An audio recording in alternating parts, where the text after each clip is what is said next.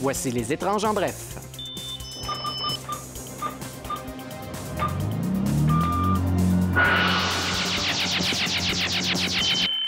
Bangladesh. Un Bangladais qu'on surnomme l'homme-arbre à cause des verrues qu'il y a sur le bout des doigts devrait être opéré bientôt. Selon ses médecins, ses excroissances qui se développent depuis plus de 10 ans pèseraient au total 5 kg. Ça doit être difficile de se jouer dans le nez avec ça sur le bout des doigts.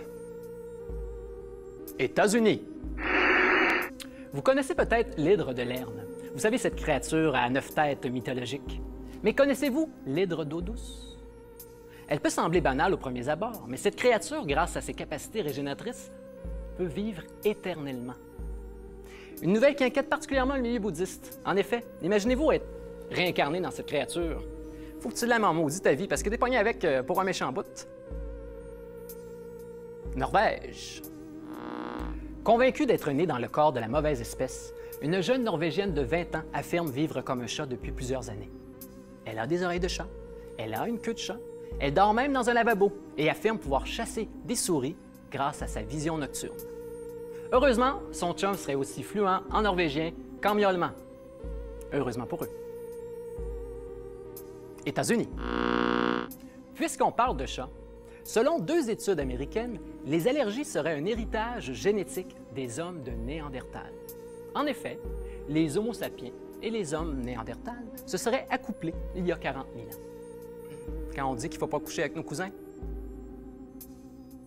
Canada. Vous connaissez le tueur Ed Gein qui a inspiré le film Psycho et The Texas Chainsaw Massacre? Eh bien, il y a un artiste canadien a décidé de s'inspirer des travaux du célèbre tueur en série et de faire une chaussure Nike en chair humaine. En effet, Ed Gein était reconnu pour faire des objets en chair humaine, comme des abat-jours, des vêtements, etc. Évidemment, l'artiste canadien n'a pas utilisé réellement de la chair humaine, mais plutôt du latex pour faire sa chaussure. Mais il a quand même utilisé quelques mèches de cheveux à son coloc consentant afin de finir son œuvre. Ça ne doit pas sentir très bon. Espace. Le 17 janvier dernier, l'astronaute américain Scott Kelly a partagé une photo de fleurs sur Twitter. La première fleur à avoir fleuri en dehors de l'atmosphère terrestre. C'est beau, hein?